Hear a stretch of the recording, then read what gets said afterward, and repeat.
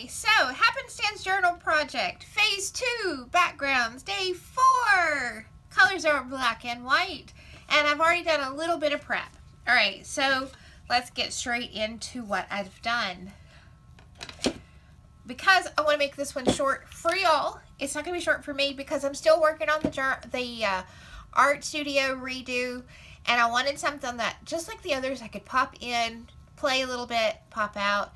So I'm not going to make a lot of video on this one. So what I've already done. Well, I just wanted to paint my checkerboard. It is not measured. It is not perfect. Literally, all I did was take my black marker, go nyeh, nyeh, nyeh, nyeh, nyeh, and then color in every other square. And I colored it in with my traditional Japanese, or Chinese, my traditional Chinese ink by Yasutomo, Y-A-S-U-T-O-M-O. I got it off Jerry's Artorama, I do believe. And I've had it for a while. I will tell you, okay, what it's supposed to do is you put it on, and then there's silver pigments in the black ink, and as it dries, they come to the front. And it's supposed to make this absolutely gorgeous silver lettering with a black outline. That's what it's supposed to do. But it recommends you do it on rice paper. So I can tell you, I've done it on copy paper. It did nothing, just black ink. I did it on watercolor paper. It did nothing, just black ink. I wanted to go in and do this so I could know if it's gonna, and I will tell you, it didn't do, oh, that's still wet. It didn't do exactly like it's supposed to. But there are silver flecks that you can see that have come through. There's a silver sheen to it. Let me move it around a little bit so hopefully you can see that silver sheen. So there's not an outline, there's not anything particular, but there is, you can see the silver flecks. Now what I did was I took a paintbrush though, I poured some on and I painted it out. I did not use a traditional, you know, mark making. I might try that on the whites at some point. I do have, in fact I have, probably packed up. I actually have some Japanese calligraphy brushes. A set of them. My mom got them for me for Christmas a couple years ago, and I do love them. But they are in the art studio, so they're probably packed up. Well, they're definitely packed up. There's hardly anything that's not packed up at this point. So, anyway, what I'm going to do is I'm just going to doodle. I have been having so much fun doing that. And when when I doodle, it is completely in my hand. And I can take high-resolution photos or scans of it and reprint them for later use. So, when you end up with a background you love, like this. Okay, I could not scan and reproduce this. Why not?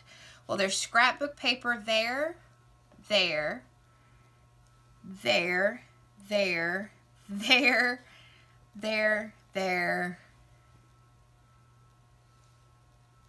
and there. Okay, so it's copyrighted. So my red one, I did take pictures before I added my scrapbook paper, but I forgot that, okay, so like on this one, this stencil, and this stamp, and then the papers are copyrighted. But if you do, whoops, if you do this, and it's 100% your hand, there's no copyright. You can scan it, you can reprint it to your heart's content. So, what I'm probably going to do is go on and tear it down. Oh, am I going to tear it down? Okay, I've got to decide. There's two ways you can do this. Not four, two. There's two ways you can do this. You can take it as one sheet and then tear it down. Or you can tear it down and then do it. Here's why I'm leaning towards tearing it down first. If I do it with this, I'm going to size my doodles to this. Now, there's nothing bad about that.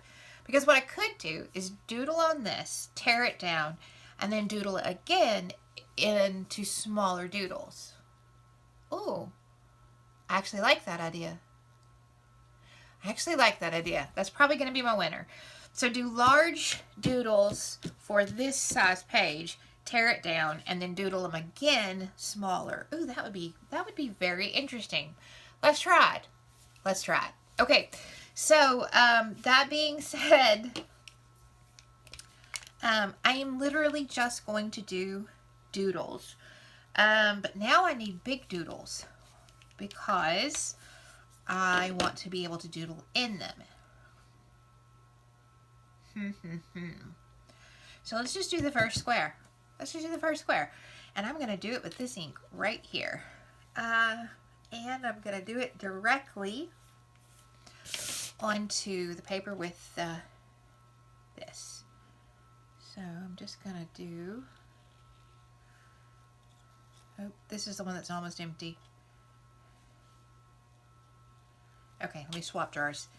I can't reach enough of it. I'm going to have to use what's left in there with a paintbrush. But this one I hadn't shaken up. Okay. Oh, there it went.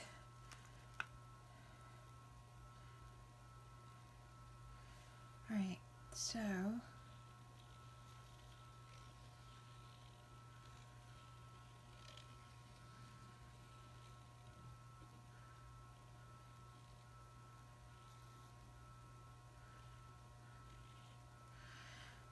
Oh, I like that.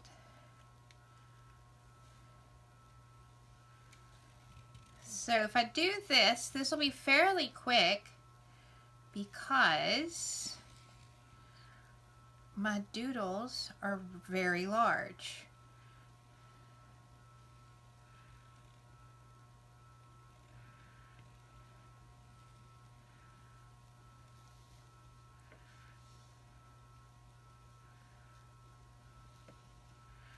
And you know what? Let's just go and take it into the white.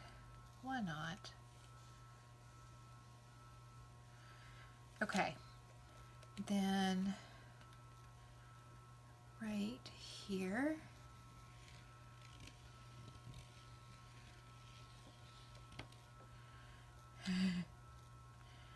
And right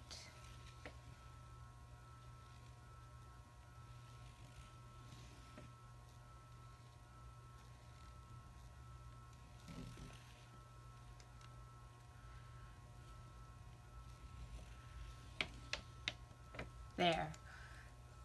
Oh, you know what? I like that enough that I want to mimic that over here.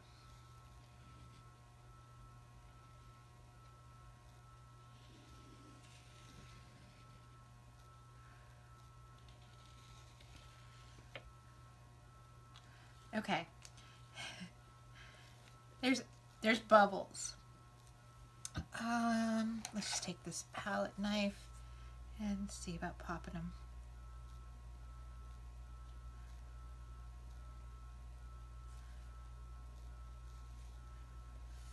Okay, any others? All right, so I'm just gonna let that dry. And oh, wait. Oh, I just had a great idea. Is it a great idea? Don't you love it when I say it's a great idea before I ever try it? Let's try it though. So here's what I'm thinking. I'm thinking stamp with the back of this. I don't know if it'll work. I've never tried. So let's try. But you see what I mean about if they're big, it'll go pretty fast. Then I let everything dry, and then I can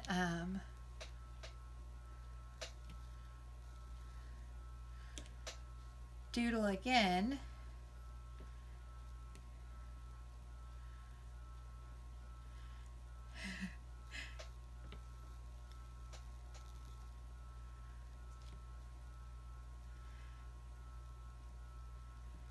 in the big ones.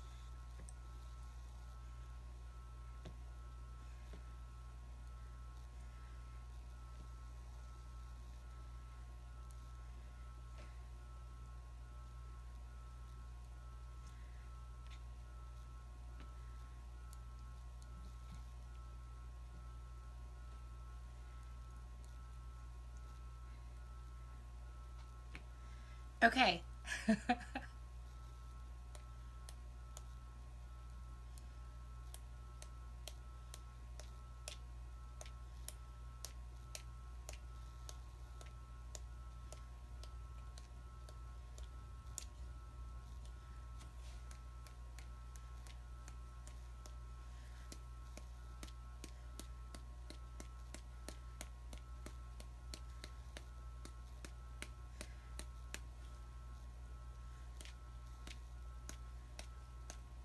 Okay, so there we go. We'll see how we like it.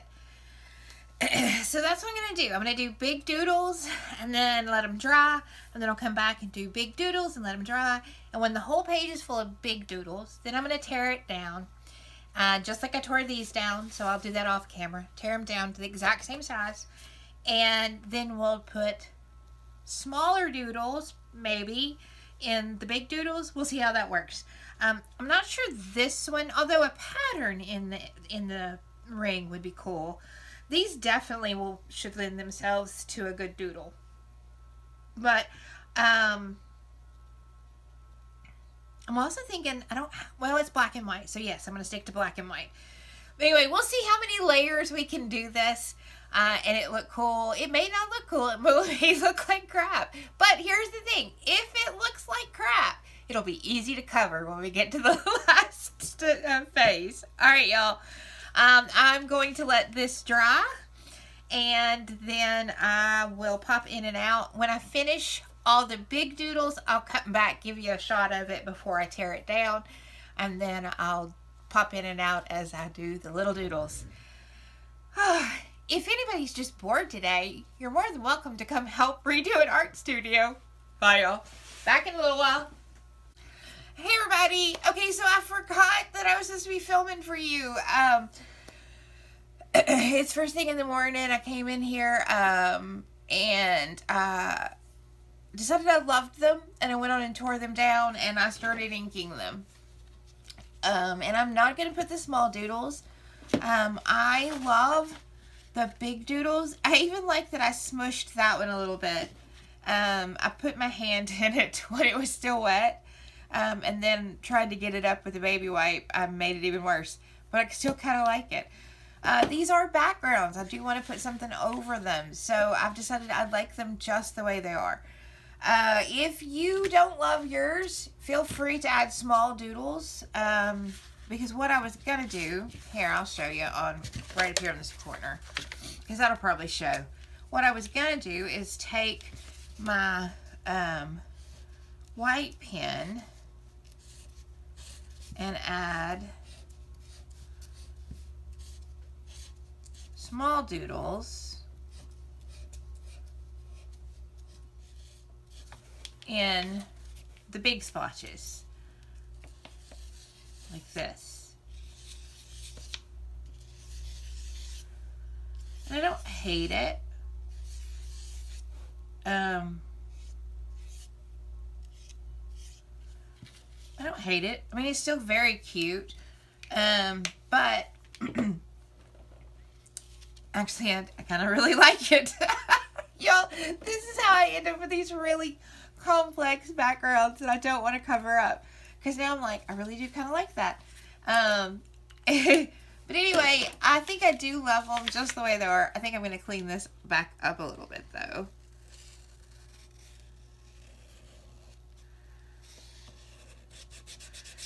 This is where I accidentally put my hand in it. So I came in here last night to check if everything was dry, and I touched several things and they were, and I was like, oh, it's all dry. Turned it around to do another section and put my hand in the glob right here. Okay, so it is still very much gray. But just gonna call that fun. Got a little bit of paper fuzz on my pen. All right. So you kind of missed this one, but I'll tell you what I did. So most of this I just drew with the ink dropper. I just drew with the ink dropper. So this is just drawn with the ink dropper. You saw me do that. You saw me make the white circles on this one with the ink dropper. These black circles were the exact same thing. I just made them with the black ink dropper. This is all I used. These two products: white acrylic ink, black India ink. It does say it's waterproof. I was concerned about that. I thought, oh no, what if it's not waterproof? It's fine though. So let's see. Then, okay, the original marks were, I did use a brush. I took this, I laid it out, then I just smushed it with a brush. No, I didn't. That's what I did on this one. That's what I did on this one. White, and then switched with the brush.